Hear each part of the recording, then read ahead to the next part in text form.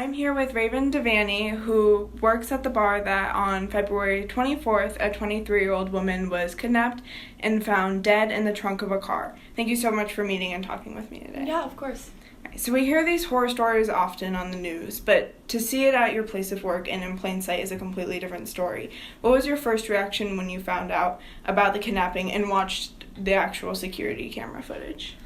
I was really shocked. I actually found out about it before it was released, by the police and on the news. I went to work the day after she went missing, and my boss pulled me and one of the other hostesses aside, and he was like, I need to show you guys this, and he showed us the security footage, and he was like, I don't want you guys walking home alone by yourself. 5 days later, I found out that she was found dead in the trunk of a car in Delaware, and that's, the worst possible outcome that you could ever hope for.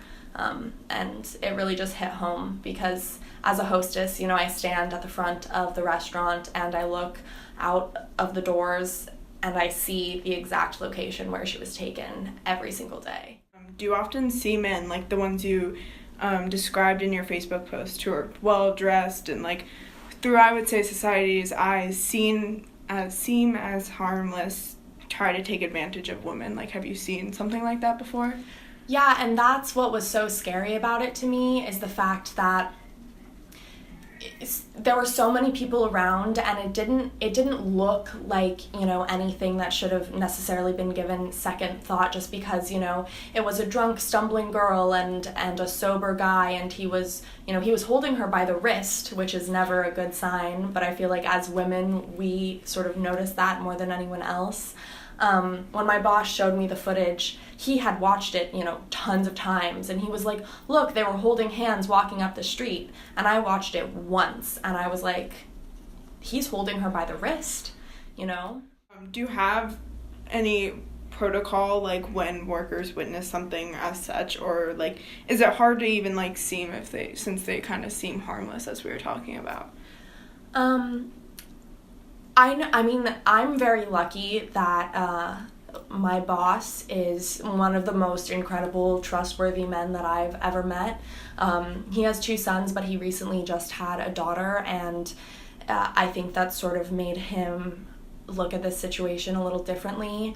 But anytime I ever feel uncomfortable by, because the host stand is directly in front of where the bar is and where all the guys sit, and I have guys come up to me all the time and they'll touch my arm or they'll talk to me and hit on me, and it's yes, they're not doing anything violent or scary towards me, but it's uncomfortable. I'm at work, leave me alone. And there was one time where a man came into our work and he was so clearly very intoxicated, and he was being very creepy towards some of the women that were sitting at the bar eating. And I went downstairs and I was like, hey, I just wanted to give you a heads up, I have a bad feeling about this. And he came right upstairs and he went up to the guy and talked to him, and he told him to leave.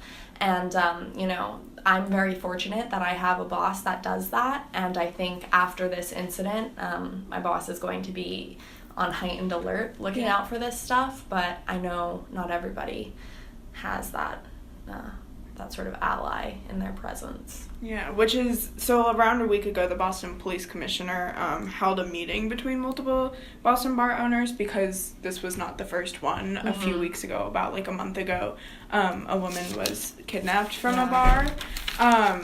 So kind of exactly what you were saying, but did you feel there was any immediate changes or conversation following that meeting?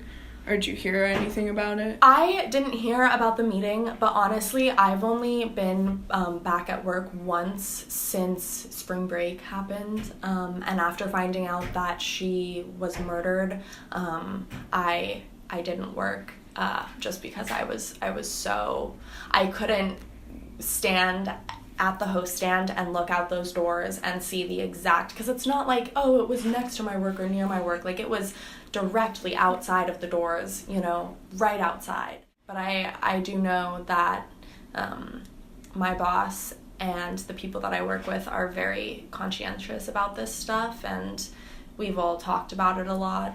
We've all, definitely grieved in our own way, because even though we didn't know this woman, it really feels like it hits home. And it especially for the women, we have a lot of women that work at my restaurant and at my bar, and a lot of the women will walk home at night, and my boss like will not let us walk home alone. He won't let us walk to our cars alone. Like, so that has changed, I think. Do you think it'll cause that positive impact beyond just your work? Like, do you think that other bars will adapt to that? I hope so, especially if there was a meeting with the police commissioner. Mm-hmm.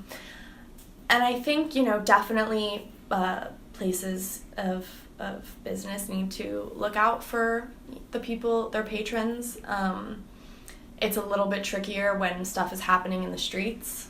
You can check security camera footage and you can look outside, but I think the real call to action needs to be from society and from, the men in the world to hold each other accountable and to have these conversations with their friends and to be on the lookout. If you see something that doesn't seem right, that seems off, do something, pay attention. And also, this woman, she had gone out celebrating her 23rd birthday with her friend, and they were together and they had gotten in an argument, and they, separated for a matter of 5 minutes, and within those 5 minutes, she was taken and, lost her life over it. And so I urge the men in our lives to hold each other accountable and to protect women, and I urge women to protect each other and to stay with each other, and if you have beef, deal with it in the morning. It's not worth losing a friend and losing a life.